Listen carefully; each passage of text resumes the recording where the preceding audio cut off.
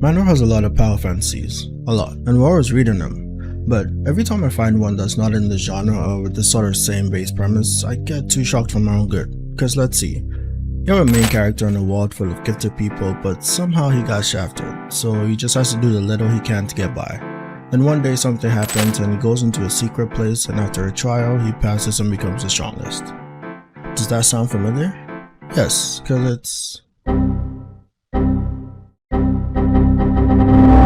I was scrolling trying to find Manhwa on the legal website one day and I got distracted by Gwen.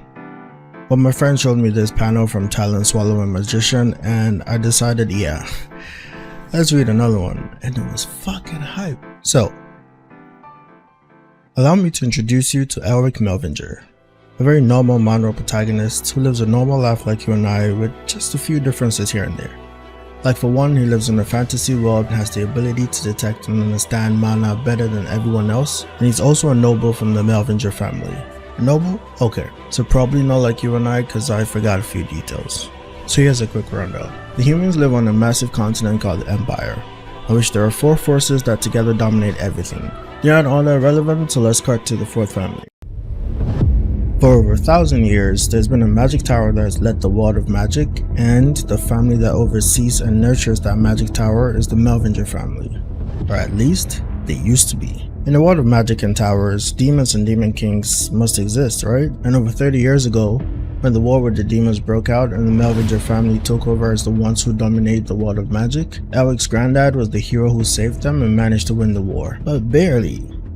They basically sacrificed themselves so humanity can live on. But when we get to meet Elric, he's an 80-year-old whose dad has suffered from the war, and his mom had met at early end, but at least he had his sister and the rest of the vassals. Sure about that? He abandoned them as soon as they had the chance. Now, with just his sister at his side, Eric vows to become a great magician that will restore his family status. But there's just one problem.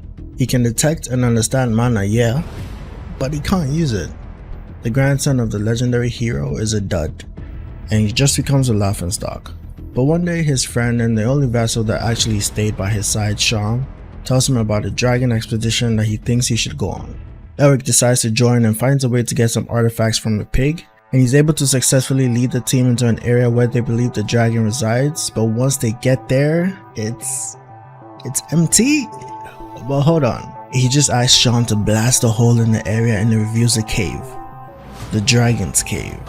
But to be able to make any headway and not die, Eric had to solve a few puzzles which I wish we understood, but even after he saved those people, they were still hired by the pig to get rid of him.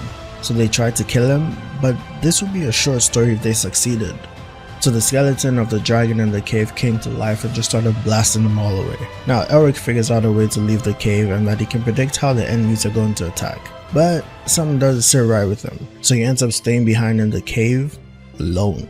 The madman without magic decides to fight an army of skeletal knights and a skeleton dragon with just 2 artifacts and a whole bunch of faith in his author. He found a lance that represents a life or death key to the trials that he was being tested with, and in that moment he meets someone. You'll never guess this. It was Mephisto. Well, Mephistopheles, the demon king who was sealed with the dragon. Turns out it wasn't the dragon's test, but the demon king's trap. Mephisto saw the Melinger body as a strong vessel he could take over, but he underestimated the hatred that Elric had. During this inner battle for Elric's body, another entity entered. This was a messenger from a clan that existed long ago that battled the demon god. A messenger from the Melinger family. Oh boy. The goal of that clan was to eradicate all demons, but they don't truly go away, so the clan members must continue to eat them over and over again. This kind of reminds me of Sung Jin-woo's predicament. He literally started off as the weakest hunter in the world until one day, as fate would have it, he became a player, rigged the system, and went on to become an absolute living menace. Well, not just Sung, literally almost every Manhwa protagonist in the power fantasy realm. And it's a bit different though in a sense, because Eric had a magic disease, but even outside of that, he could perceive magic better than anyone else could perceive it. And he was more versed in the theory of magic than most esteemed professors of the school of nobility. So he wasn't just a bum who got insanely lucky. Jin-woo literally had nothing going for him before he became a player. But even so, it does follow the trend of having the MC be an absolute genius. However, I like how there seems to be a sense of progression with this story, and even though he's OP, he has to kind of work for what he's achieved. I love the characters we get introduced to, especially Sean and his dynamic with Elric, but it kind of sucks that the story went on hiatus when his sister got introduced because she's kind of hot, she's strong. She's very strong.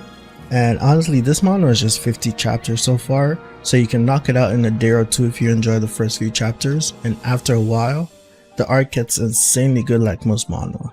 So let me know if you've read it and what you think about it, and I'll see you in the next one. Peace.